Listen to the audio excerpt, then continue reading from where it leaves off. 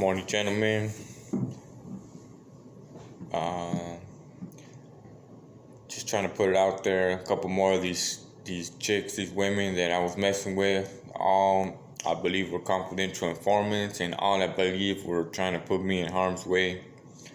Um, and I'll go on to talk about one of the women I had already talked about, and a little bit more on to what I believe were murder for hire schemes. And so first, like I said, a lot of these girls, I don't know their name, but I know approximately where they live. So, I just do my best. I recall mentioning a chick that lived, she said she lived in Moreno Valley and that she was going to move to Bloomingdale, I believe. And she said pretty much she's telling me, I know where you sleep at night. I go by there all the time. I'm thinking she was a federal agent. Her name was Brenda. We met up at a Chili's. Couple more chicks. I had met a white girl, redhead. She lived in Moreno Valley. She used to stalk me, show up to watch me, sit across from me. She used to come in with. Sometimes she'd come in with a black gentleman. We had another chick. She worked at a hospital in Palm Springs. I believe she was trying to offer me a house, low key, to buy me off through whoever she was working for. We had another chick that also lived in Moreno Valley, white girl, glasses. She said she'd take off for a week at a time, so I'm thinking maybe she was in a home or something, and they were just trying to get to me through her, whatever it may be. The list goes on, but let's get back to this Alicia Delgado chick. The one she said she used to speak to, quote unquote, private investigator, and that she was dating a sheriff or some kind of police officer or something. Well, around that time, my Wi-Fi was going out. And matter of fact, it's almost a year to the date. Which I didn't understand why. It went out for a day and everybody's went back up and mine didn't. And I couldn't understand why, because mine was grounded through that cable that runs to the ground. So I wasn't receiving it from the air. It was actually wired into my house. But for some reason, I wasn't getting Wi-Fi. So I had to cut that and make a deal. When we look around for someone to install Wi-Fi, well, this girl offered to hook me up with somebody she knew that hooked up Wi-Fi. So through her, I actually a gentleman contacted me, and he came in, and when he walked into my garage, he seen a container of Quaker State oil. It's a green container, and he's like, yeah, that's the one I use. And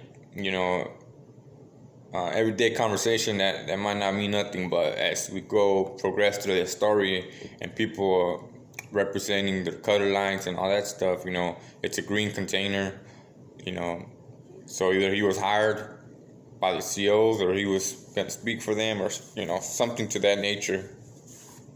And I realized immediately when he said that something was up. So I walked behind him and I seen him pretty much casing the joint out. So I made sure to stick to him, real close to him, watch him, see what he was doing. And he noticed I was sticking to him, so he acted like he was going to walk in the room, and then he cut real quick to the restroom, asked if he could use the restroom. I told him, hey, he could use the restroom. And I don't know if he planted something in there, which I'm thinking he might have, and I'll tell you why. And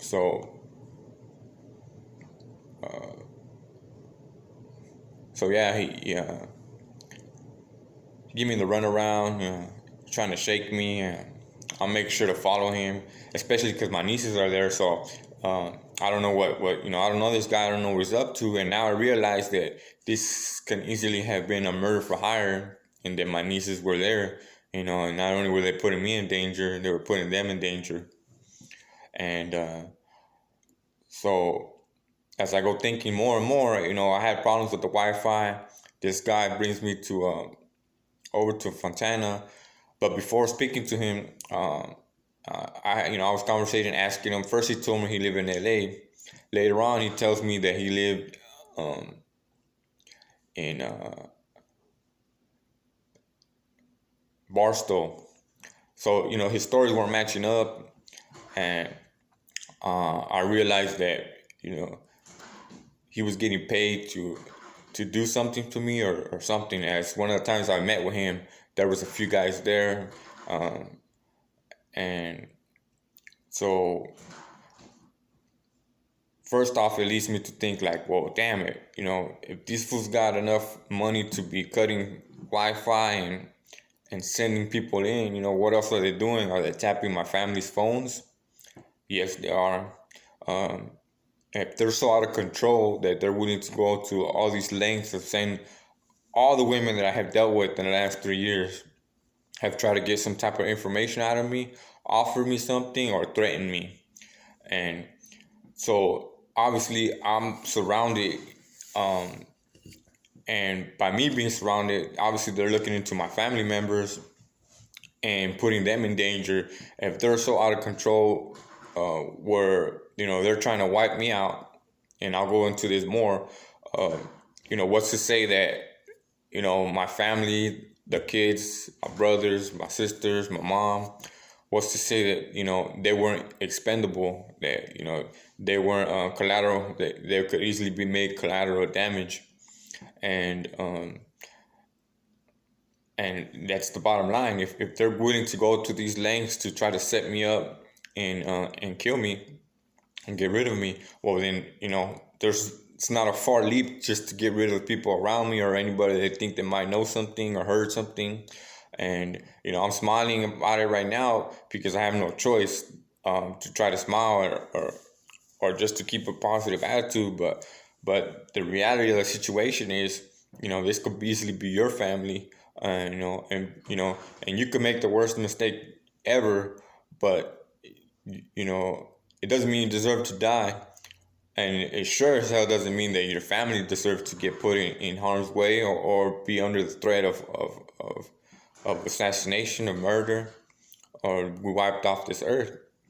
So, you know, and as I go thinking about it more and more, a lot of these women, let's start off with Alicia because we were on her subject. She takes me to TJ. We're going around, grabbing stuff, eating. We go out at before we leave at night. We go to a restaurant, and the restaurant has seafood, tacos, all kinds of stuff. She decides not to eat. I eat. We leave. She goes, "Hey, well, I'm hungry. I want to get some tacos." So she takes me to this joint and parks in this dark alley, and where we have to walk to the taco place. So I'm starting to realize that these were the areas where somebody was supposed to come get me, or something. Somebody was supposed to do something to me. And now that I realize it, she was awfully quiet while we were eating, like if she was expecting something to happen. And as I think more into it, Griselda tried to take me to TJ. Mary Vano tried to take me to TJ. Where they believed that it would be easier just to get rid of me, and bam, wipe me off this earth. And it happened in Mexico. Forget about it. Nobody knows nothing. And if you've been listening to the story, well, that's not hard to believe. As they were trying real hard, sending all kinds of people, and I guess that was their go-to plan to get me to Mexico, because all these chicks would push me to go there. And now I know why. They thought it was I go there and get lost, and nobody will hear from me again. And some of these girls even offered to pay for it and all kinds of stuff. But luckily, either I didn't feel safe, or or somebody was guarding me. La muerte me sigue, pero también me cuida. So I guess I've been lucky, or whatever it may be, whether it be God or death. I've been lucky enough to walk another day, and here to tell the story and just talk about it, and hopefully let you guys realize that or show you guys that, man, these people will go to any lengths uh, to clean up a mess that they started. That's the cool part about it. It's not like I did uh, something to warrant all these people after me. I mean, I've committed crimes, obviously, but I did my time in prison, and I'm not the most innocent person either.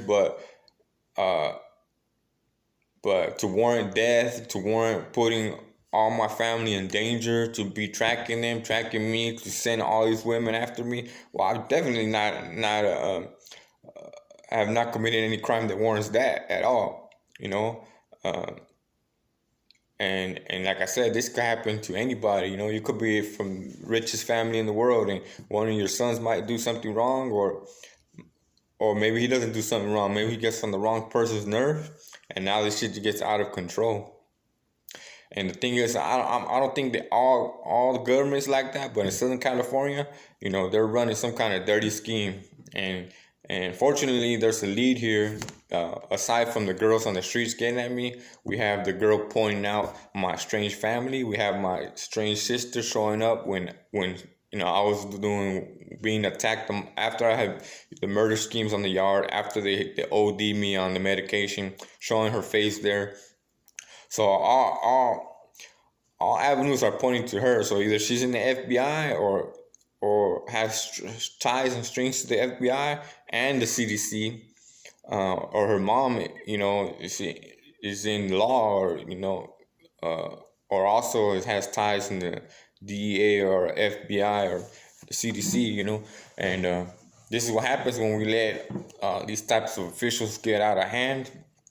Uh, they gain this power and wealth where they think they have ownership over other people's lives, and they could just sign a paper or have a secret conversation and be like, hey, get rid of him and his family or whoever gets in the way. And life's not supposed to work like that. So, just bulletin board, and just me missing bullets and ducking and dodging and being lucky enough to be able to tell this story, and hopefully people hear it and realize that the worst that you heard about me, hopefully you realize and turn around and see that I'm not the worst one in this story, and these women, my strange family, are running some type of cult or have some type of obsession over just getting rid of me or wiping me off of this earth. But what goes around comes around. What goes up must come down. And I'm here and there and everywhere, here to tell my story. Thank you.